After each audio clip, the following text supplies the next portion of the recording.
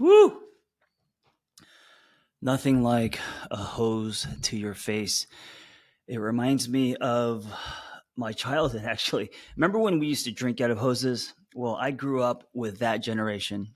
And so a lot of times before I start my podcast, I am getting off my motorcycle drenched in sweat and I need a little pick me up. So I take the hose, which is attached to my garage slash studio, blast my face with the hose, and then I just jump right into the podcast. I can't believe today I'm going to talk about cheating on an ex girlfriend once. You know what's really interesting is, well, I don't know if you'll find this interesting, is I am so much more transparent on my podcast. I feel safe with my podcast, like I'm just talking to a friend, than say social media, where I wouldn't talk about this on social media, but on my podcast I would. And what's because I feel like with my podcast, I don't know. I feel more supported. I don't feel like I'm going to get canceled. I feel like people are going to be more understanding, and I don't realize that my podcast has exponentially more people listening than people watching my social media. I always feel like my podcast is very intimate.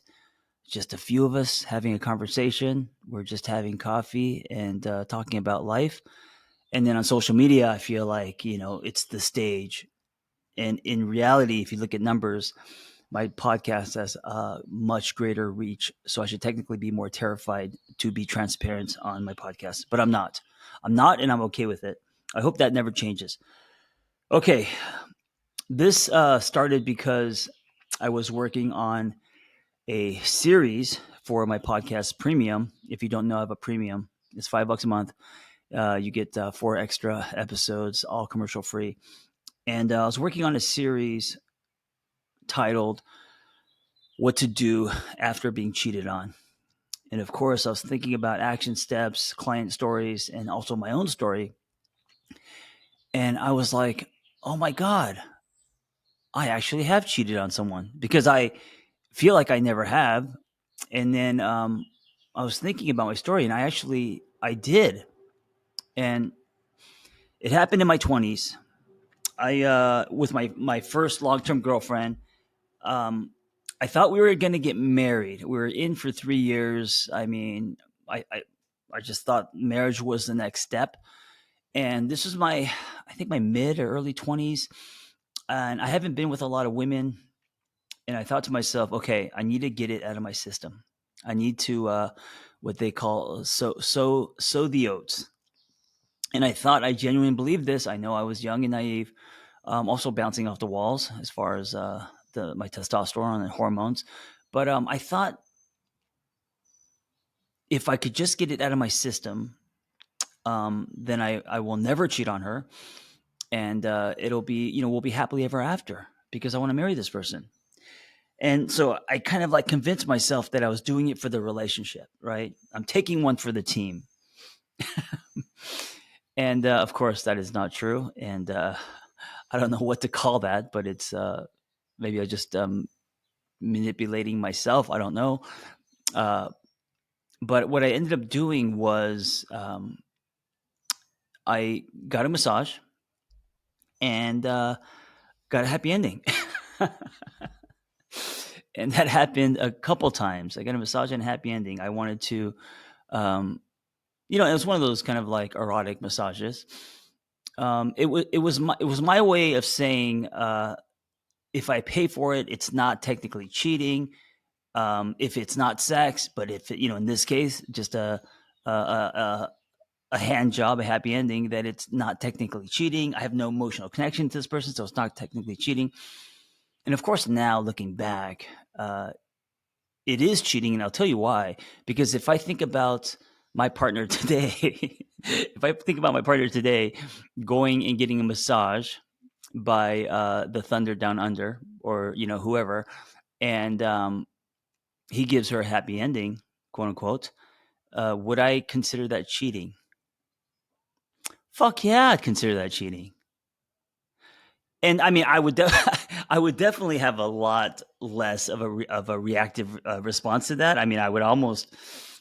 I mean, to be totally honest, if she was honest with me about it, and we agreed that she can do that, it would actually kind of be hot, right? Like just the idea of her being turned on by, getting turned on by a stranger is kind of hot to me. But I'm also not 20 now; I'm 50, and I would still, though, if she never told me she was doing it and she did it behind my back, yeah, it would be cheating. Even though, there's no intention to start a relationship with that person, and even though, there isn't love involved, yes, there's this honesty. There's physical boundaries being crossed. All of that. And so what's interesting is my entire life. If you had asked me, I mean, if you had asked me yesterday, John, have you ever cheated on a girlfriend? My answer would be no. And I would really believe that answer. And it wasn't until this morning when I was doing this series where I was like, wait a minute, have I cheated on my girlfriend? Oh, shit. There was those couple times that I got a massage and a happy ending, um, that I did cheat on her. Now, here's what's interesting about the story. So this is early 20s, 3 years. She ended up leaving the relationship just because it kind of fizzled. It wasn't, no one did anything wrong. She never found out about the masseuses. And it was just one of those, young love, very kind of steady, calm. Um, it just felt wholesome. It was a really great experience. Really, cared about this person, and still do. I hope she's doing really well. I don't know. And great person, just a sweet, kind, loving, compassionate person. And it was a long run for my 20s, and then it just kind of faded. And 15 years later, I run into her, and I run into her at a. It was, I think it was either an SAA or it was some kind of 12-step meeting, and I was there because I was meeting requirements for me to become a therapist. And I forget what I just went to a ton of meetings because they counted towards something. I forget, but anyway, I ran into her there, and I was like, "Oh shit!" And so I said, let's grab some coffee and catch up. I mean, it's been over a decade, and how are you, and all that, right? So we go to like a Denny's or something after the meeting, and she says, "Hey, I need to confess something to you." And I'm like, "What? What's up?" And she said, "I mean, I hope this is okay because it's been so long." I was like, "Yeah." And she said, "I cheated on you." I was like, "What?" She said, "I was at a concert and I kissed someone." And what's interesting is because so much time has passed, and of course now we've moved on. And I think at the time I was in a relationship, um, I didn't feel any jealousy, and because so much time has gone by, I actually experienced it kind of like through her story, where she was at, what she was going through, and I imagine her at a concert. Yes, she was in a relationship with me, but maybe things got kind of boring, or she felt kind of claustrophobic. I don't know what was going on with her. I mean, it's funny because I was thinking we were going to get married, so here I am getting hand jobs to try to get it out of my system. And she, I don't know where she was. Maybe she felt like, no, this guy isn't my husband. I'm too young. I need to experience more. And she was at a concert, and I think someone probably flirted with her, and she ended up making out with this person. She never told me. She never told me this. And as I was thinking about this, I felt, I don't know what the word is. I felt kind of sad for her. Um, like a sincere sad, like, shit, she should have been going to more concerts. She should have been having more experiences like that. I mean, I was actually happy that she got to have that experience. I don't know if the guilt ruined it, or I don't know how she um thought of herself and the action at that age. She did a great job hiding that shit from me. But I don't know. Maybe she didn't internalize. I hope she didn't. But I just took in her story, where she's at, who she is as a person, and it kind of made me happy that she got to have that experience. And it's almost like I was rooting for her. Like, good for you. You went to a concert and you made out with some hot guy. Like, genuinely good for you. I'm glad you had that experience. You should have had more.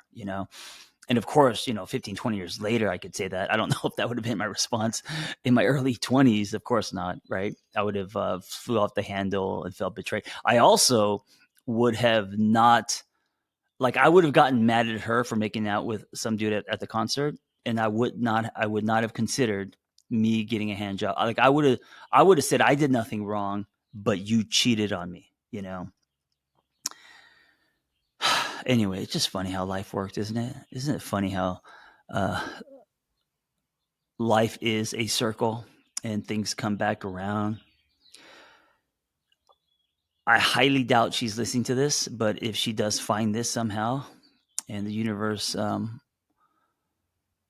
puts this time capsule, this message in a bottle, on her digital, any digital play into her ears somehow. I hope you're doing well, and I really valued those early 20s. Uh, you as my first long distance relationship, starting at Magic Mountain, flirting, and then you know spending nights at at my house with two dogs and my brother, sharing a room, and playing video games. And we worked together as servers, so there was that at Islands. And I had such fun, innocent.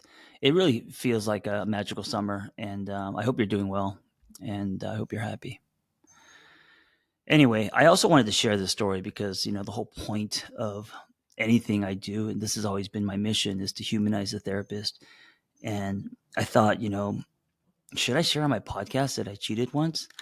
Well, I think I should. I think I should. One, just because there's power in the announcement, right? I didn't want to convince myself that I didn't and keep it like this secret.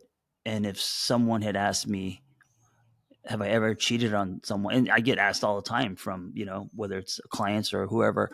Um, my answer can't be no anymore because that's not true. And my answer has always been no. And it wasn't until yesterday that I realized, oh shit, that is cheating.